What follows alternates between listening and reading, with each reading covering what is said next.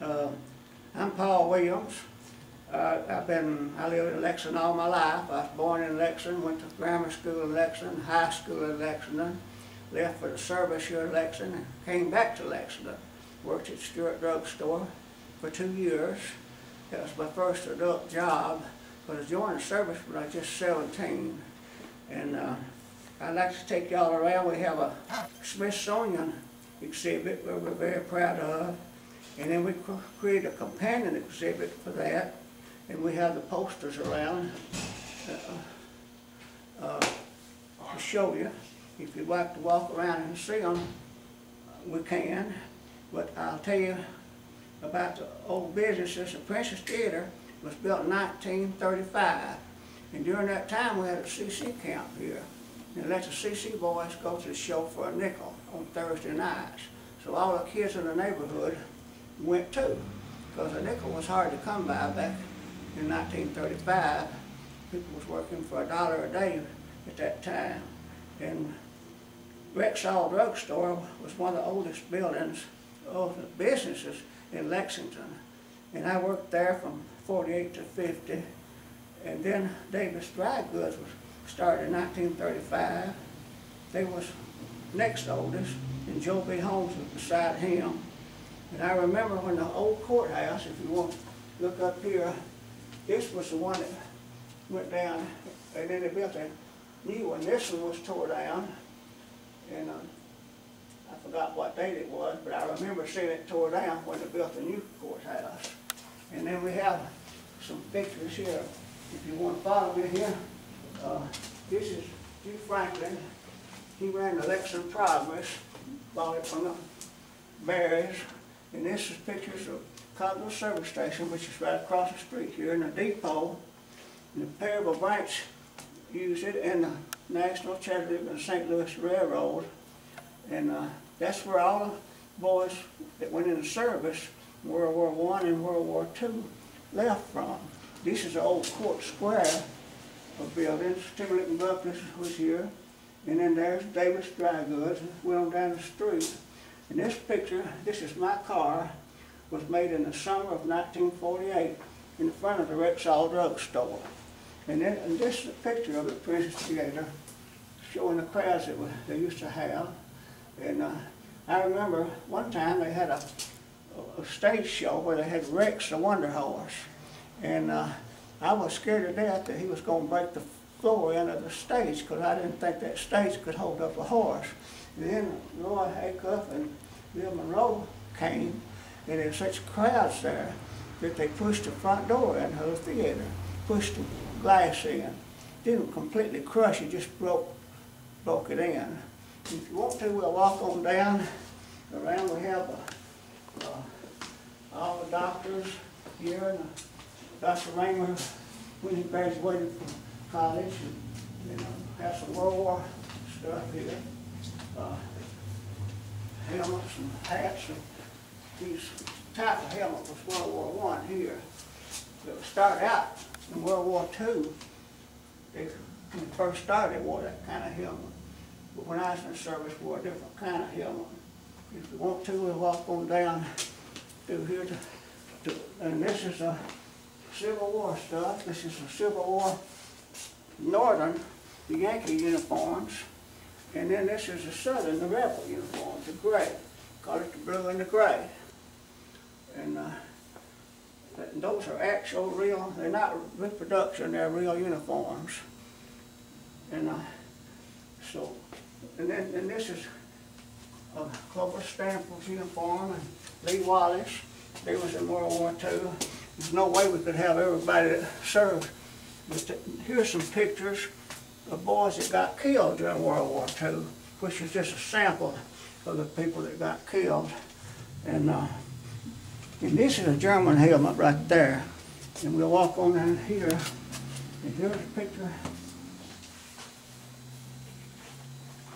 of what they used to call Mule Day. On first Monday, everybody brought their stuff to town to trade. Cows, horses, chickens, dogs, anything you had to trade. And I, at one time, had a Mustang I bought up here to try to sell. but it had a brand on it, nobody would buy it. And these are old postmen, mail carriers, used to carry the mail out through the county. One of these guys, I can't tell who it was, after he was retired, lived close to me. I used to sit in his lap and he'd tell me stories and tell me some things I probably didn't need to hear. Of course, everybody's, there's real cotton. A lot of people have never seen real cotton, never felt of it. And here's pictures of the gin where they bale the cotton. And this is made at Darden. There's cotton pickers in the field. I remember picking cotton for 60 cents a hundred. But back then, at one time, back during the early days, cotton just bought 4 and 5 cents per pound. Now it's 98 cents a pound. So, and this is talking about Lexington Works. This is one of the Crook brothers. They had a seed business, and there they are making molasses right there. And now we're going around if you want to. This is a table built class, or agriculture class. Mr. Turner from Scotts Hill built this table, national table. All this is inlaid work. While we're here, we can look at this cabin. This is the first cabin built in Henderson County. And they took it apart, and a bunch of young people put it back together. And it took them a pretty good while, but during the log cabin days, between the logs was stopped up with mud. But that's an actual replica. I mean, that's a real cabin, except for just putting a new roof on it and things like that. And here's an old crank, what we used to call a Victrola. And these are battery-powered radios that they used to have during the Depression, because a lot of farm people didn't have electricity. And so they had to have battery-powered radios. The batteries were expensive, and they didn't have much money, so they just played it for the news and pretty sparing play it. Over here is William Arnold's photography equipment. And we have all his stuff. He was famous for taking pictures of the school and all the things like that. And some of this stuff I remember, like that David's house there, I remember going by that. I was always scared to go in there because it said water was in the basement. And I thought there might be snakes in there. But this is just a lot of different items. And we have railroad items here with James Conger. And there's a picture right here, if you want to get a close-up of it, of the United Wholesale Grocery Company and a Coca-Cola bottling plant. My daddy started working there in 1917 and retired in 1950. And it was right across the street from the depot.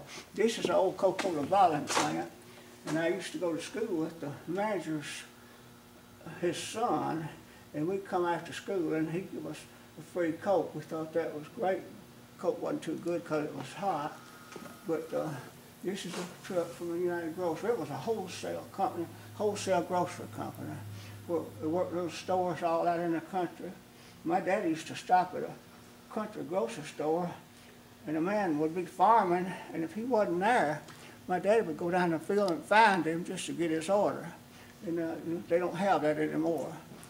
But see, we can walk around over here if you want to, and here's a lot of children never have seen a wood stove and a pressure cooker.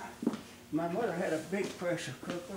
I was always scared of it because I was afraid it'd explode. But this is a wood burning stove. Put the wood in here, ashes fell down in here, and the oven and everything. And we had one of these when I was a little boy. You had a place for warm water.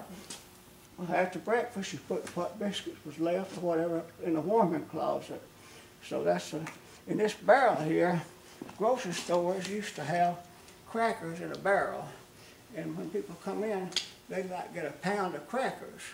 And people was bad about reaching in there and getting a cracker. So one groceryman put a mouse trap in there.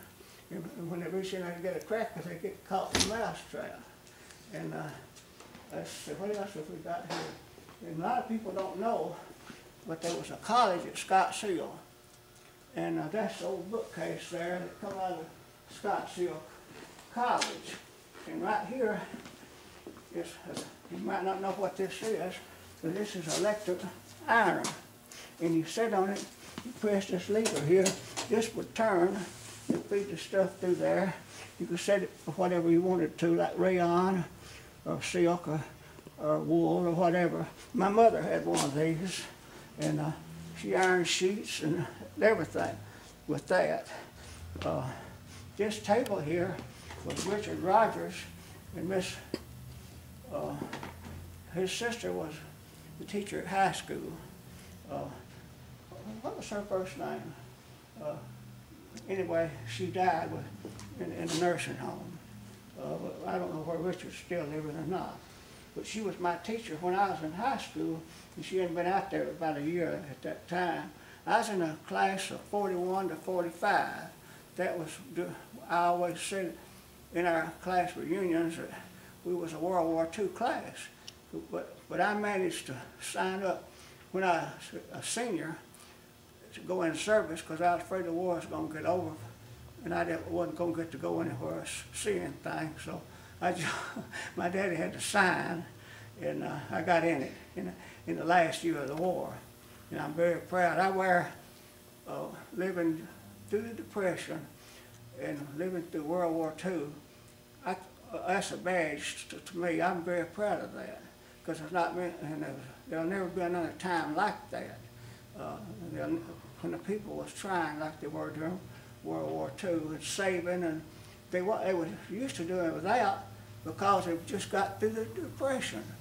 And actually the war kind of brought us out of the Depression because all of a sudden everybody had jobs for defense and everything. So,